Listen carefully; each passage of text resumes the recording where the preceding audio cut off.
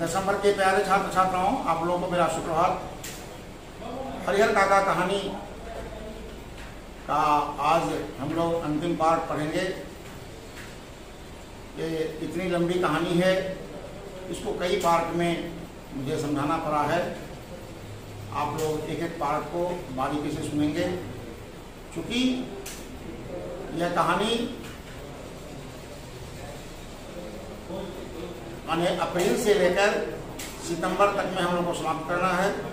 इसको audio video के माध्यम से मैं आपको समझाने का अपनी ओर से पूरा प्रयास कर रहा हूँ, ताकि जब विद्यालय खुले तो क्लास में यह कहानी मुझे पढ़ाना ना पड़े। देखिए इस कहानी में आगे क्या होता है।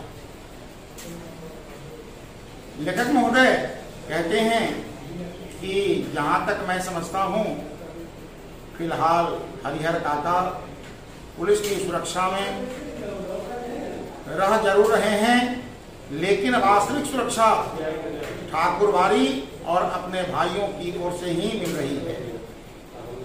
लेखक महोदय का मानना है कि हरिहर काका पुलिस की सुरक्षा में जो रह रहे हैं, इसमें हरिहर काका का कोई योगदान नहीं है। इसमें मुख्य योगदान उनके भाइयों का और ठाकुरबाड़ी के साधु संतों और महंतों का।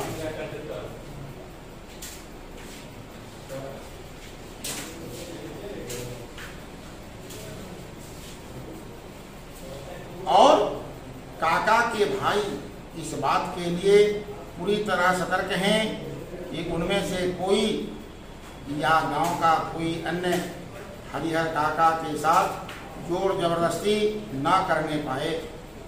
साथ ही अपना सद्भाव और मधुर व्यवहार प्रकट कर पुनः उनका ध्यान अपनी ओर खींच लेने के लिए दोनों दल प्रयत्नशील हैं। अब दोनों जो है वह उनको फिर से प्रभावित करने का प्रयास कर रहे हैं, दोनों दल, कि किसी तरह से ठाकुर सुहाती बातें करके हम हरिहर काका को फिर से प्रभावित कर लें और उनकी जमीन अपने नाम करवा लें। गांव में एक नेताजी हैं, वह ना तो कोई नौकरी करते हैं और ना खेती गृहस्थी, फिर भी 12 महीने मौज उड़ाते रहते हैं। राजनीति की जादुई छड़ी उनके पास है। उनका ध्यान हरिहर काका की ओर जाता है। वह तत्काल गांव के कुछ विशिष्ट लोगों के साथ उनके पास पहुंचते हैं और यह प्रस्ताव रखते हैं कि उनकी जमीन में हरिहर उच्च विद्यालय नाम से एक हाई स्कूल खोला जाए। ये नेताजी का प्रस्ताव।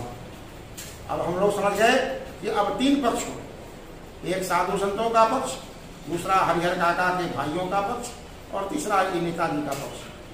तीनों का 3 प्रस्ताव। इससे उनका नाम अमर हो जाएगा। नेताजी समझाते हैं कि हरिहर आप अपने नाम से अपनी जमीन में एक उच्च विद्यालय खुलवा दें, इससे आपका नाम अमर हो जाएगा। लेकिन हरिहर काका के ऊपर तो अब कोई भी दूसरा रंग चढ़ने वाला नहीं था। हरिहर काका निश्चय कर चुके थे कि हम जीते जी अपनी जमीन किसी को नहीं देंगे, इसलिए किसी भी उपदेशात्मक वाणी का उनके ऊपर कोई प्रभाव पड़ने वाला नहीं था। नेताजी भी निराश होकर लौट आते हैं। इन दिनों गांव की चर्चाओं के केंद्र में है हरिहर काका,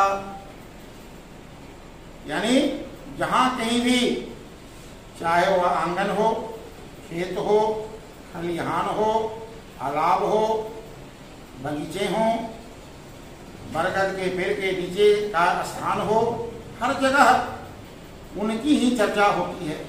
इनकी हरिहर काका, उनकी घटना की तरह विचारणीय और चर्चनीय। विचारणीय जो विचार करने के योग्य हो, चर्चनीय जो चर्चा करने के योग्य हो। कोई दूसरी घटना नहीं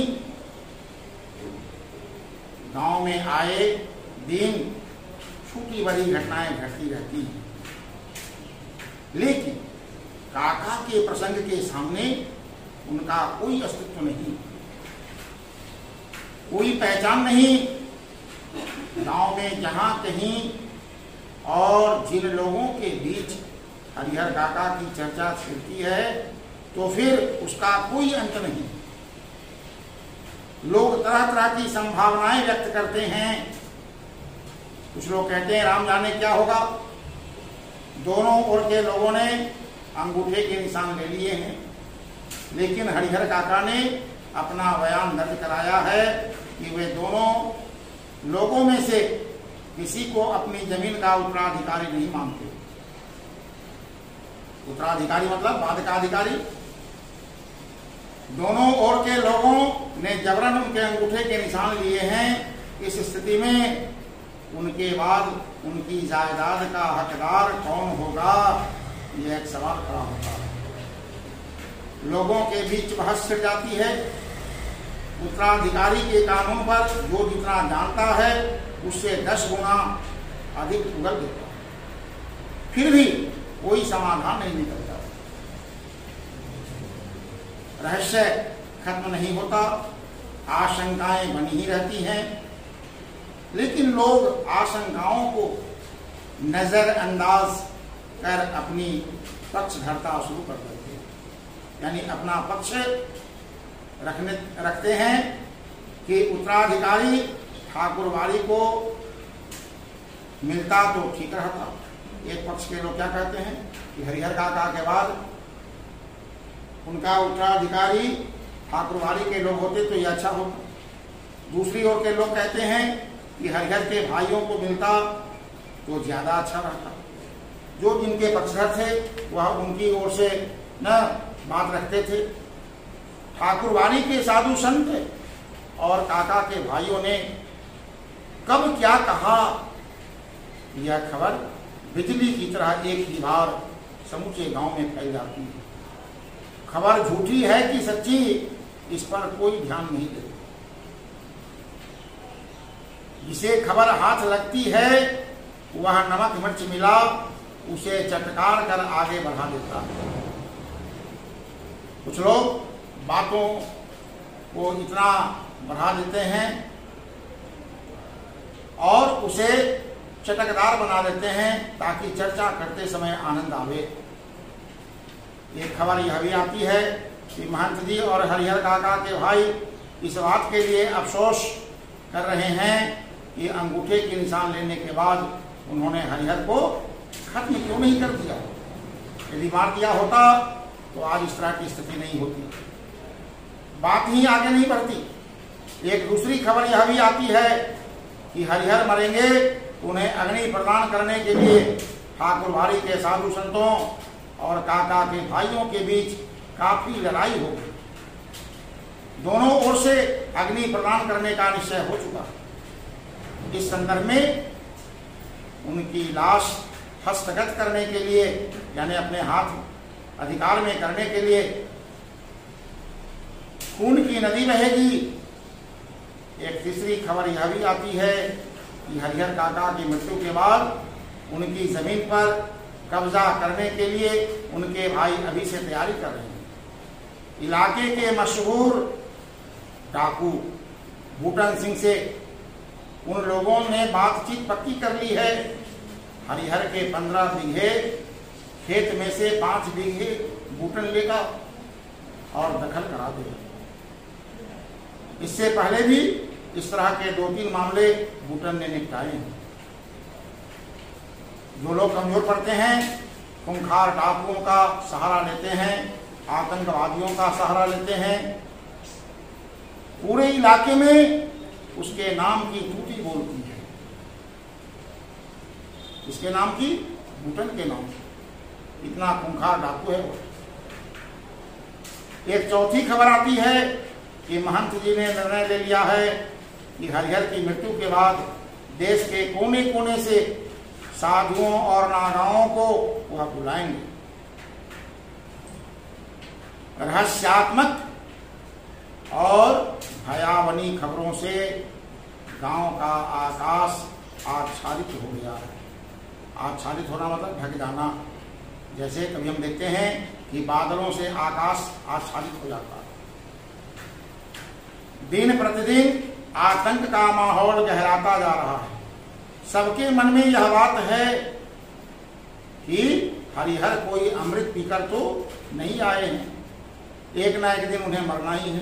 सबको मरना होता है, जो इस मृत्युलोक में आता है सबको एक ना एक दिन जाना होता है। तो हरिहर को भी एक दिन निश्चित रूप से मरना है। फिर एक भयंकर तूफान की चपेट में यह गांव आ जाएगा। उस वक्त क्या होगा कुछ कहा नहीं जा सकता। यह कोई छोटी लड़ाई नहीं, एक बड़ी लड़ाई है। जाने अनजाने पूरा गांव इसकी चपेट में आएगा। इसलिए लोगों के अंदर भय भी है और प्रतीक्षा भी। एक ऐसी प्रतीक्षा जिसे झुठलाकर भी उसके आगमन को टाला नहीं जा सकता। और हरिहर काका वह तो बिल्कुल मौन हो अपनी जिंदगी के शेष दिन काट रहे हैं। बिल्कुल मौन है, किसी से बोलना बात करना उन्हें तनिक भी पसंद नहीं है। एक नौकर रख लिया है, वही उन्हें बनाता खिलाता है।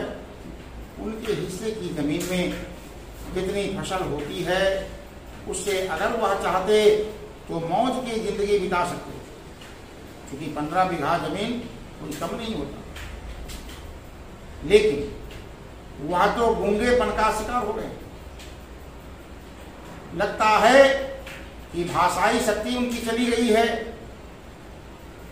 कोई बात कहो, कुछ पूछो, कोई जवाब नहीं। खुली आंखों से बराबर आकाश को निहारा करते हैं। सारे गांव के लोग उनके बारे में बहुत कुछ कहते सुनते हैं, लेकिन उनके पास अब कहने के लिए कोई बात नहीं। पुलिस के जवान हरिहर काका के खर्चों पर ही खूब मौज मस्ती से रह रहे हैं। जिनका धन वह रहे उपास, खाने वाले करे विलास। यह लोगों की है कहावत है कि जिसका धन है वह बेचारा उपास रहे और उस पर जो आश्रित हो वह कितना खाए, कितना भोग विलास करे, इसकी कोई सीमा नहीं। अब तक जो नहीं खाया था दोनों जून उसका भोग लगा रहे हैं। पुलिस वाले को जो जीवन में अब तक नसीब नहीं हुआ था हरिहर काका के धन पर वो फुटानी कर रहे हैं। जैसे बच्चे जब तक माता पिता के होटल में खाते हैं तो फुटानी करते हैं, लेकिन जब खुद आटा दाल का भाव जोड़ना पड़ता है, समझना पड़ता है, तब उनकी सामूहिक फुटानी जो है वह समाप्त हो जाती है। बच्चे आप लोग इसको ध्यान से सुनेंगे, समझेंगे कि आपके गांव में भी यदि हरिहर काका की स्थिति वाले कोई लोग हों तो आप उनकी मदद कैसे करेंगे, इस पर आप विचार करेंगे। यह लंबी कहानी हम लोगों को इसी समस्या की ओर आकृष्ट करती है। बहुत बहुत धन्यवाद।